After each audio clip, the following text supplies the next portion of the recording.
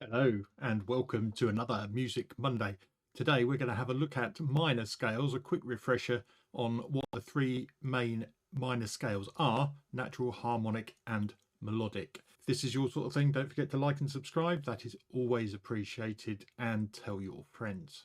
So the reason I thought I'd cover this is because the other day in a composing video I happened to just mention the natural minor scale just off the cuff, and I thought, what if people don't understand what the natural minor scale actually means? So I thought, let's just run through it today. Let's have a look at the keyboard. Okay, in the natural minor scale, and we've talked about this before, it's just a series of tones or whole and half steps, tones and semitones, and it is the 6th degree of the major scale, so the Aeolian mode. If we go for C minor, we've got tone, semitone, tone, tone, semitone, tone, tone, or whole, half, whole, whole, half, whole, whole. And that is what is considered the natural minor scale. The other way of thinking of it, as you can see on the right, is it is a major scale with a flattened 3rd, 6th and 7th. C, D, E, F, G, A, B, and then back to C, you get E flat, A flat and B flat. So why weren't people happy with that? Why couldn't they just say, yes, we'll just stick with that for a minor scale? Well, it's all to do with leading notes. And when I say leading notes, it specifically applies to going up the scale and what is the penultimate note, the one before the last note when you get back to your tonic note. So some people said this B flat to the C is a whole step away and doesn't sound like it wants to go there. So this is where the harmonic minor comes in.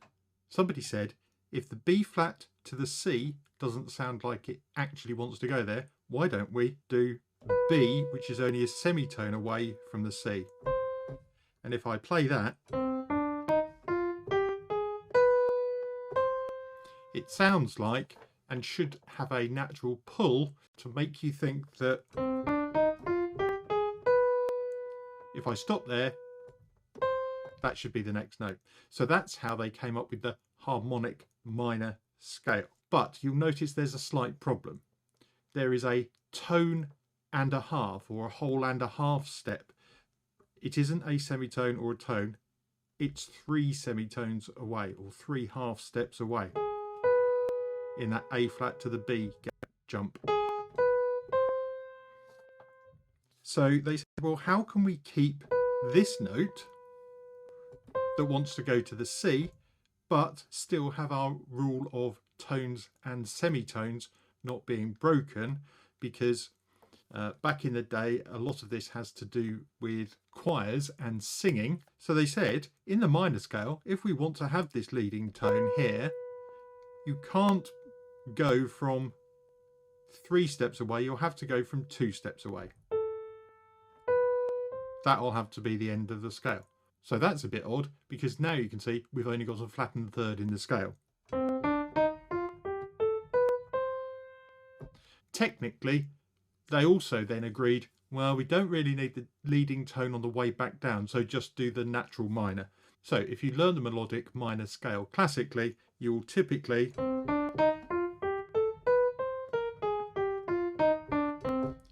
play it like that. I hope you found that useful. It is interesting how some of these things have arisen over time. Don't forget to like and subscribe if you've got time. Thanks for watching, and I will see you in the next video. Bye for now.